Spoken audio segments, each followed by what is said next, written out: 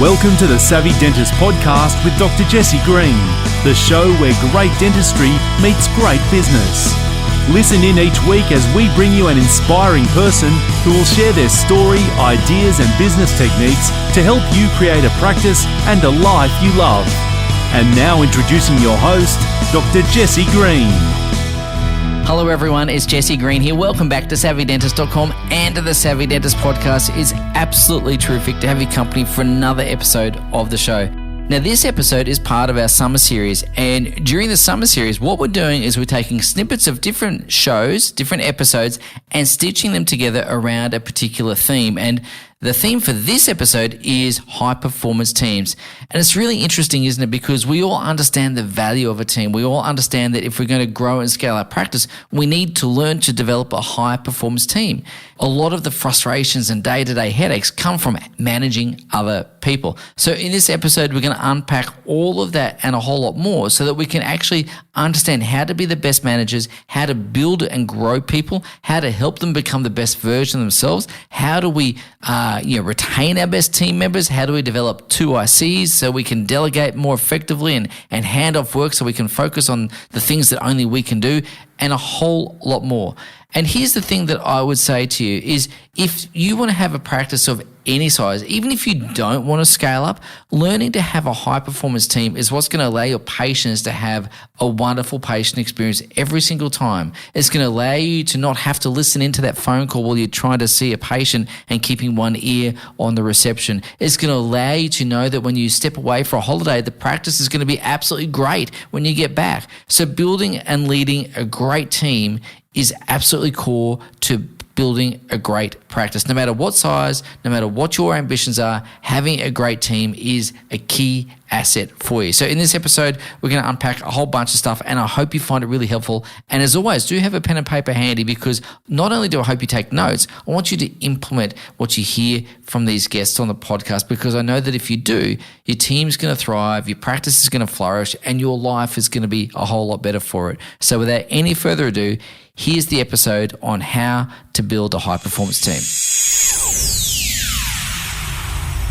Here's the thing about feedback. Feedback can and should be a two-directional thing. It can and should be both given and received. And it's really important to understand that when you think about our perceptions, there are going to be things that we know about ourselves that other people know about us as well, things that are out in the open, right? And equally, there's going to be things that we know about ourselves that are not known to others, things that we keep to ourselves that are a bit hidden, right? Those are our private things that we don't necessarily feel the need to share. But equally, there's going to be things that are known to others that are not known to ourselves. And this is really important. And this is where we have blind spots, and feedback is excellent at identifying blind spots, right? So this is the thing I really want to talk about, blind spots. And it reminds me actually of a story of blind spots. I'm sure you've driven a car at some point in your life. And if, like me, you've driven a car, then you've probably also had something in your blind spot that you didn't see, and then it came out of your blind spot and maybe gave yourself a bit of a fright. Like, oh gosh, I didn't see that pedestrian there, or I didn't see that other car, or whatever it is. Now, I remember having a blind spot episode of significant proportions, shall we say. It was 1995. I remember it well. I was a first-year-out dentist, and I was working at a Navy base on the Mornington Peninsula in Melbourne called HMAS Cerberus, and I was down at the base there, and a couple of my uni friends were coming to visit. And that particular Navy base is a little bit out of the way, and so I agreed to meet them in the local town, a town called Hastings. Hello to all the people at Hastings. And we met in Hastings, and they were going to follow me back to the Navy base in their car. So I'd drive, they'd follow. Anyway, it was a beautiful sunny day. It was really blue skies, lovely, lovely day. And I had the radio on. I was happy, jigging along in the car, doing my thing. And I was so happy that as I approached a railway level crossing, I didn't see the lights flashing. And what's more, I didn't see the freight train in my blind spot, which is a big thing to miss in a blind spot when you think about it.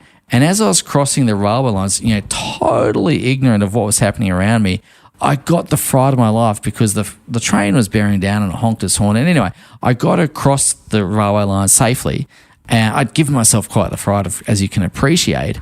And my friends, had been watching this whole thing unfold, right? They had been seeing me driving along. They'd seen the train. They'd seen the level crossing lights flashing. They saw me go through and nearly get collected by the train. And I'd pulled up on the other side of the railway tracks, A, because I'd given myself quite the fright, and B, I didn't want to drive off and leave my friends not knowing where to go.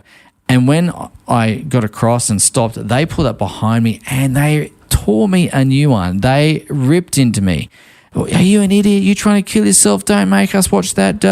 Honestly, they thought I'd been just skylarking around, and they found it incredulous to believe that I'd not seen the train, right? But it was so obvious to them, but it wasn't obvious to me. So the purpose of feedback is really to identify and examine blind spots, things that might not be immediately obvious to those in the situation who are doing the work. So I want to talk a bit about feedback, and I guess from the point of view of delivering feedback and then receiving feedback. If you're going to deliver feedback, I think it's really important, particularly if it is negative feedback or let's say an opportunity for improvement, in inverted commas. I love that phrase, don't you? It's an opportunity for improvement, Jesse. In other words, you're trying to tell me I've stuffed up, right? But if it is feedback of that nature, shall we say, again, please remember to give it in private, okay? Give that feedback in private. Praise in public, and chastise in private. Very, very important. But it's also really important that you show people, why this feedback is being provided, show them a pathway of how to do better, and make the feedback about the action rather than the person, okay? So as the expression is, play the ball, not the man. And so I think that's really important. If you're in the position of giving that feedback, take into account those things. Now, if you're in the position of receiving feedback, and I think it is important that as business owners we do get feedback from time to time, I think it's really important that we do get that honest appraisal, and we've got to create the environment for that to occur. Then really when it comes to feedback, there's a couple of ways you can view feedback if you're on the receiving end. You can see things as your responsibility or not. Equally, you can see feedback as an opportunity to grow or a threat where you're starting to feel like you might be, getting attacked or whatever it is, right? But what happens is if you feel that your feedback or feedback that's being given to you is either not your responsibility or a threat, typically you tend to fall into this area which we call the DBJs, which is where you deny, you blame, you justify, and then you quit. Now, I want to talk about this for a second. Denying is basically saying, look, no, that's not what it is, blah, blah, blah. Just basically saying, no, that didn't happen. Blaming is, making other people wrong so that you can save face. And there's that whole expression when you got a finger pointing out, you got three pointing back. Justifying or making excuses is about, that happened because da-da-da-da-da. And quitting doesn't necessarily have to be a big storming out session or, slam the door. It could be just not providing that discretionary effort anymore. Now, you might recognize that in yourself, or you might start to see it in other people, right? And equally, if feedback is given in a really positive way, and people see that feedback as their responsibility and an opportunity to grow, even if it is an opportunity for improvement, shall we say, then typically what you want to do is thank that person for caring enough to give you that feedback. You want to acknowledge the feedback, so you repeat back to them, so you can actually test your understanding. They get to hear that you've heard them. You're going to clarify things. If you're unsure about things, ask some questions, and then of course you're going to make the appropriate changes. So first question is, how do we create the environment?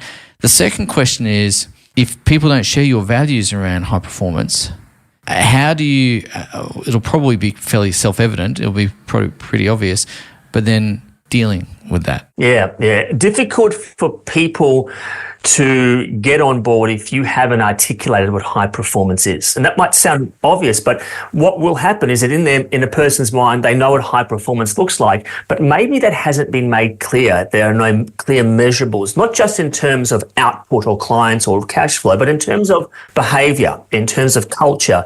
We need that to be clear so that we have a measurable, are we on track or off track to do that? And that might sound obvious and basic, but it's fundamental to actually building from that, to actually have a clear definition of what high performance is and to know when it's not. What does my behavior look like when it's not? So, for example, it might be, high-performing culture is one that speaks openly and honestly, but it also calls out bad behaviour when it happens. And you go, well, yeah, obviously, but no. What that means is even as the head principal of a practice, if I've done something that's out of integrity or more self-interest or not aligned with the value of the practice, I need my dental hygienist to call that out. I need someone who's at a different level of pecking order to me to be able to call that out. That's a high-performing culture. I need to be able to clear that. So having a clear definition. But then, Jesse, you talked about bringing people along and what it takes to create that. There is a seesaw balance between two fundamental aspects, which is conviction and compassion. And we need to have the conviction of what we stand for, what I'm driving towards, because without that, I'm just getting through each day. And that needs to be clearly articulated. But then to facilitate that, I've got to have the compassion. If I want buy-in, I can't just be dictatorship, this is how it's done. I need to be clear in what I stand for, but I also need to understand how people are going to achieve that. What's their journey? Where are they up to? What's their challenge? But I don't want to give up my spine in order to do that. And so here's the challenge that people have. They feel in order to be compassionate, I must compromise on what I stand for. But you don't. You can actually have full compassion with having accountability to outcomes and standards and processes. And that's where the mistake has come through, is that, and we've seen that through different types of education. It used to be just listen to what I say, sit still, take the note and go. And in schools, it's moved totally the opposite way to, so how do you like to learn and what can we do and what are flexible things? So we've got a whole range, but we need to also understand that there's value in both, in actually instructive learning and also experiential learning as well.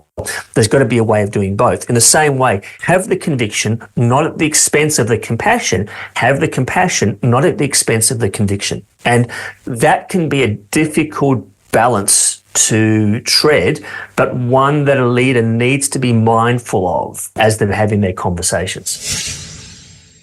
I spent many years in the Navy as a dentist. I graduated, and my first 10 years of practicing life were in the Navy. And in the Navy, it was a matter of whoever had the most stripes on their shoulder, basically, was the leader. Was the leader. Yeah, very positional, rank-based leadership. It assumed that person had all the knowledge and was a bit of a command and control, Russell Crowe, master and commander, all that kind of stuff. I wanted to ask you how in the modern world leadership has changed, because I still think that hierarchical model of leadership persists in some way, shape or form, and does it still serve us? Is it useful? Does it have a place, or is it thoroughly outdated? And I guess what I'm trying to understand is, just because I'm a practice owner, as you said, doesn't necessarily mean I'm the best leader in the practice, and it's a skill I've got to learn and develop. So I just wanted to talk about that positional situation for a minute. Yeah. Look, I absolutely agree. 10 years ago, maybe 15 years ago, or longer, it was around command and control. So I'm the leader. I tell you what to do. You do what I say. Okay. There's no discussion entered into as I know best, because I'm the leader. Okay. Whereas to me, and I just recently was asked to co-author a book around leadership, and that was a point I made, is that we used to have this command and control, whereas what I'm really seeing, especially over the last 10 years, that it is more around empowerment and collaboration. So how do we empower our people, okay? And then how do we help them to collaborate and work with others in order to achieve, okay? So for me, it's how do we make sure we've got these right foundations in place for leaders to be able to take their team on a journey. So there are some real clear steps that leaders need to do, or business owners need to do, or division leaders need to do. It doesn't matter whether or not you're a business owner, whether you're a leader in a department, a leader of an organisation, or a leader of leaders. There's some real clear foundations and steps that we have to make sure are in place in order for that team or business to be successful. But most don't know how to do that because they've never been shown. If no one shows you, obviously, if no one showed you how to be a dentist, no one would expect you to be competent in dentistry. But if no one shows you how to be a leader, by virtue of the fact that you're good at something, therefore you should be good at everything. There's, just because I'm smart and competent as a dentist doesn't necessarily make me smart and competent in other elements of business, right? There's some skills to develop, there's some practices to obtain. What sort of practices and skills need to be developed as people figure out their way on that leadership pathway? Yeah. So what I often find, and exactly to your point, is people know what they should be doing. They know why they should be doing it. They know when and where and who they should be doing it with. But what I find is people struggle with the how. How do I go about it? How do I set a vision? How do I set a mission? How do I set goals and objectives and all of that? So I often find that's the how where people get stuck. And when people don't know how to do something, what normally happens is they just don't do it. Yeah. Because what if I get it wrong? What if I don't do it right? What if my staff become disengaged? What if my staff become unproductive? What if my staff aren't happy? So look, I look at leadership in two different ways. I look at one is what as a leaders we need to have certain skills, okay, and then we also need to have certain capabilities or competencies, okay. So skills are things around being able to define a vision, being able to develop accountability and resilience and collaboration and trust and communicate, okay? But capabilities are things like the how do I set a vision and a mission and goals and objectives in order for my team to understand the role they play. So I'll just expand on that a little bit more, okay? Because I think it might make a little bit more sense, especially for your listeners. Most of the time, business owners have a really clear vision. They know where they're going. They have a really clear mission. They know why they're trying to achieve that. Like there's a purpose to that. They also might know what their goals are for the organisation. Okay, whether that be through revenue, whether that be through patients, whether that be through referrals, whatever it might be, okay? So it's really important for the company to have that. But the next leverage or the next part that falls from that is how does your team, what role does your team play in that vision, in those goals, with that mission, with those objectives? A lot of the time, we set them, but we don't help the people understand the role they play in them. So I run, say, strategy days, 2-day strategy workshops with organisations where we're helping to set vision, mission, purpose, but then we're also setting what are our 5 big goals and what teams come under those goals. If we don't help the people understand the role they play into where we're trying to go as an organisation, they'll just continue being busy doing what they're doing with no real clear focus on where they're going. So delegated authority, can we just understand and explore that a little bit, because there's some nuance in that definition of delegated authority as opposed to just delegation of tasks. Mm-hmm. What do you mean by delegated authority? What's the difference between that and just regular delegation? Mm-hmm. Well, I'll give you an example. If you go to some of the really good hotels, yes, they have delegated authority for their frontline staff that if a customer is unhappy about anything, then they can make a decision on what they can do to make that customer happy. So they may be able to spend up to $500 or up to $2,000 to fix the problem, or they may be able to make a decision that we will change their room or we will give them an extra night's accommodation. So that's delegated authority where you've been delegated that you can now make these decisions within this criteria, as opposed to delegating, here's the task that you're responsible for, go and make the customers happy. Well, Okay, what am I going to do for that? Yes, I've got to greet them nicely. I've got to follow the systems, etc. But I can't make a decision if a customer comes and says, I'm not happy about this room. It stinks of cigarette smoke. I'm sorry. I'll just have to go and talk to my supervisor.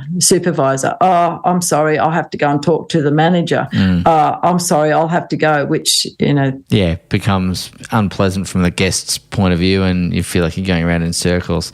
I think that's really important. And I guess one of the things that I'm picking up here, Shirley, is that there'll be people at frontline that have certain skills, certain knowledge that perhaps the managers don't have as well because of their direct experience with what they're dealing with. And I guess what I'm hearing is we're moving some decision-making to where the knowledge lies. Is that a reasonable assertion? Absolutely, yes. Yeah. Definitely. So if one of the problems is that business owners jump in, don't give a, they delegate tasks rather than delegate authority. They want to hang on to the reins. Dentists are notoriously perfectionistic. I like to use the word control freaks. That maybe that's a little bit tough sometimes. But in essence, we care very much about details. We're very much trained to be detail-oriented. That's the nature of our clinical work, and probably personality-wise, we're all cut from that cloth. So letting go of control involves huge amounts of trust in the sense that things need to be done to a particular standard. So I want to just talk about maintaining standards along with delegation of authority. How have you seen that work, and can you share with me some examples where you've seen that work, or maybe some examples where it hasn't worked so well? It comes down to accountability. Yeah. So, and you get to set the standard. So, for example, when we set up, we call them key performance indicators and key behaviour indicators rather than job descriptions, because they set down the tasks that have to be done to what standard. Most people, when they come to work, they want to know, what do I have to do to what standard to succeed in the role? Train me in that and then leave me to it so I don't have to be micromanaged. So when we set those up, let's say, for example, reception. So answer the phone within 3 rings using the company script. So they either do or do not. And that makes it easier for the supervisor then, because if they don't know how to do it, I can train you how to do it. So then it comes back down to, you set the standard, you provide the training, and then that gives you a level of comfort that if they do this according to this standard, then I can trust you to do the job. Okay. And here's another one. I keep referring to Kip, but he was one of my greatest mentors. If staff don't give you what you want, either you didn't give good instructions or they're incompetent. And if they're incompetent, is it because they're unable or unwilling? And if unable, do they need more training? So 2 out of 3 there is on our responsibility, instructions and training and resources. And if we've covered off on those, then it's an unwilling, which is a different conversation. So what I find too is that, we're getting into a little bit of the mindset stuff here with the owners, is that I've worked with people that only I can do it. So that's got to change, because, they're not the only one. In fact, you asked for some examples. I had one who was a real estate principal, and, only I can do it, only I can do it. These staff are hopeless. And they, and of course they had the revolving door of people coming and going. And I said to him one day, I said, you're in a franchise, aren't you? And he said, yes. And I said, how much money do you pay to the franchisor for the business? And he goes, oh, too much money. I don't even want to think about it. And I said, And I said, and where would you be if they had the opinion that only they could do it? Yeah. Yeah. That's a sobering thought, isn't it? Yeah. If you want to grow your practice, you really have to get out of the way yourself. Hey there, I really hope you enjoyed that episode from the summer series. I hope you took some great notes, but most importantly, I hope you apply what you learned as a result of listening to the guests on the show. Now, if you want to set up your next 12 months to be the most successful ever, then I'm going to encourage you to think about putting a strategic plan in place. No matter what your definition of success is, it's going to be important that you have a plan. So whether you want to increase your revenue, whether you want to enhance your profitability, whether you want to have more free time for better work-life balance, maybe you want to have fuller appointment books with better marketing, or maybe it's about having your team perform at a higher level than ever before so that your experiences for your patients are better, you're able to delegate more effectively. Whatever it is for you, having the right plan in place is going to be really critical. One of the things that we know at Savvy is that the stages of growth of a business are absolutely predictable. And what that means is that the challenges encountered at any particular level of growth are really predictable, as are the solutions. We've worked with literally hundreds, if not thousands of practices over the years, and we've been able to help them achieve their business goals, their personal goals, and everything in between. But it all starts with having the right plan in place. One of the skills that we've developed is the ability to identify very clearly what the right next thing is to focus on. And so as you embark on the next 12 months, it's going to be really important that you identify what the right next thing is for you. Yeah, and that's going to depend on where you are now and what your goals and ambitions are as well. And once you've identified what the right next thing or things are, it's important to identify, well, what are the potential obstacles? What are the things that could derail us? And then, of course, have a mitigation plan around that so that as you progress through the year, you can make that progress, hit those goals, achieve the milestones that are important to you. And as I said, make sure that this 12 months is the most successful ever. Now, if you would like a hand putting that plan together, could I encourage you to book a practice growth call with one of our team? All you need to do is head across to savvydentist.com/growth call. One of our team will reach out to you and book that time. Now, during that call, they're going to be asking you some questions about what's the current state of play in your practice, what your goals and ambitions are for the next 1 year, 3 years, 5 years, and so on, so that they can align your thinking, align your resources to achieving not just the 1 year goals, but the 3 year, the 5 year, and the 10 year goals as well, so that you're setting yourself up for a fantastic future. As I said, whether it's around revenue growth, profit growth, leverage for greater free time, whatever it might be for you, that's really, really important, because ultimately what we want to create is a practice and a life that you love. And getting that right plan in place is a really critical and essential first step for that. So all you need to do is head across to savvydentist.com/growth call and book that time. And we look forward to talking to you very, very shortly. Bye for now. Thank you for listening to the Savvy Dentist podcast. For more episodes, go to drjessiegreen.com/savvydentist. And to discover how to build a high-performance dental practice, visit drjessiegreen.com and download the free report.